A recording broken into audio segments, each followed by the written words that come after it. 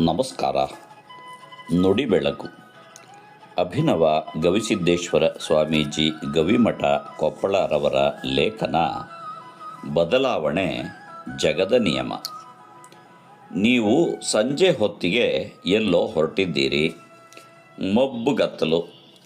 ದಾರಿಯಲ್ಲಿ ಏನೋ ಅಂಕು ಡೊಂಕಾಗಿ ಬಿದ್ದದ್ದನ್ನು ಕಂಡು ಔಹಾರಿದಿರಿ.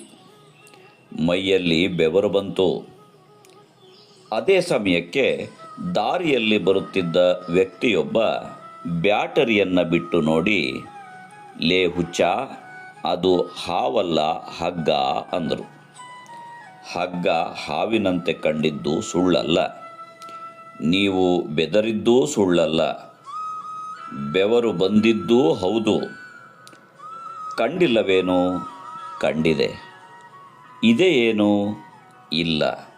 ಅಂದರೆ ಇಲ್ಲಿ ಯಾವುದು ಕಾಣಿಸುತ್ತೆ ಅದು ಇರೋದಿಲ್ಲ, ಯಾವುದು ಕಾಣಿಸುವುದಿಲ್ಲ ಅದು ಇರುತ್ತೆ.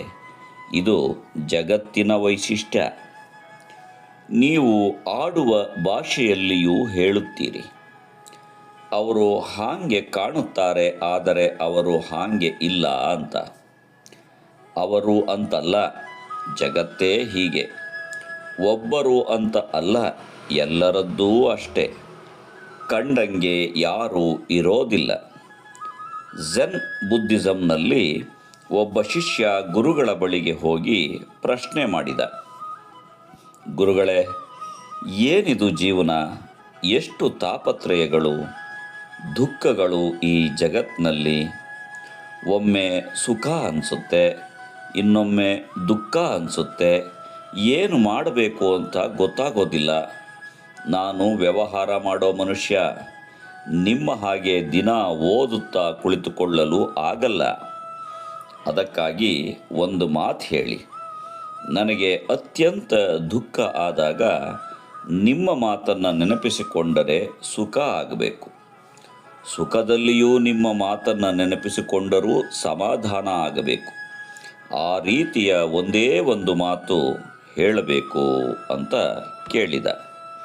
ಅದಕ್ಕೆ ಗುರುಗಳು, ನಿನಗೆ ಸುಖ ಆದರೂ ಬರಲಿ, ದುಃಖ ಆದರೂ ಬರಲಿ, ಸಮಾಧಾನಕ್ಕೆ ಮಂತ್ರ ಒಂದೇ.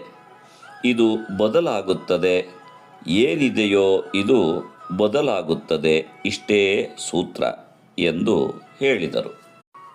ವೇದ, ಮಂತ್ರ, ವಚನ ಯಾವುದನ್ನು ನೆನಪಿನಲ್ಲಿಡಬೇಕಾಗಿಲ್ಲ. ಇದು ಬದಲಾಗುತ್ತದೆ ಅನ್ನೋದನ್ನು ನೆನಪಿನಲ್ಲಿಟ್ಟುಕೊಳ್ಳಬೇಕು. ಯಾರಾದರೂ ನಿಮ್ಮನ್ನು ನೋಡಿ ಕೈ ಮುಗಿದರು ಎಂದರೆ ಅದು ಬದಲಾಗುತ್ತದೆ.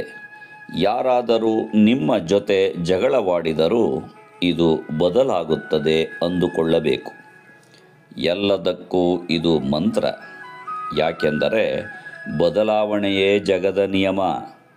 ಈ ಜಗತ್ತಿನಲ್ಲಿ ಸತ್ಯ ಅನ್ನುವುದು ಇಲ್ಲ, ಬದಲಾವಣೆ ಮಾತ್ರ ಸತ್ಯ. ಇದನ್ನು ಅರಿತು ಬದುಕುವವರಿಗೆ ಶರಣರು ಎನ್ನುತ್ತಾರೆ.